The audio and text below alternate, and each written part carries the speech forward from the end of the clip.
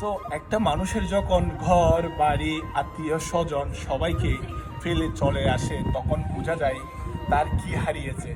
তখন সে নিঃস্ব হয়ে সব কিছু ফেলে দিয়েই চলে এসেছে এই বাংলাদেশে। রোহিঙ্গাদের যদি আমরা জীবনযাপনগুলো যদি একটু রিসার্চ করি তাহলে বুঝতে পারবেন তাদের অসহায় জীবনটা কত যে কষ্টের।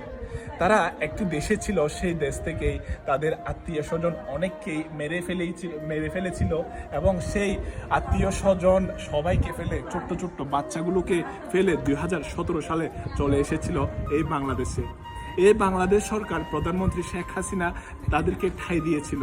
যখন তাদের উপর প্রচুর নির্যাতন চলতেছিল তখন তাদেরকে ঠাঁই দিয়েছিল আমাদের এই বাংলাদেশ। এখন আমি সেখানেই বসে আছি যেখান থেকেই বাংলাদেশে ঢুকেছিল এই নাফ নদী অর্থাৎ জেটিঘাট। এটা হচ্ছে টেকনাফের একদম সর্বশেষ প্রান্ত। আমি এখন সর্বশেষ প্রান্ত যেখান থেকেই বাংলাদেশ শেষ, অর্থাৎ আমি সেই নাফ নদীর সর্বশেষ প্রান্তেই আমি বসে আছি এই জেটিঘাটে। আমার দেখা যাচ্ছে এটা হচ্ছে নাফ নদী। এই নাফ নদীর পরেই দেখা যাচ্ছে মিয়ানমার। সেই মিয়ানমার থেকেই চলে এসেছিল সেই রোহিঙ্গাগুলো।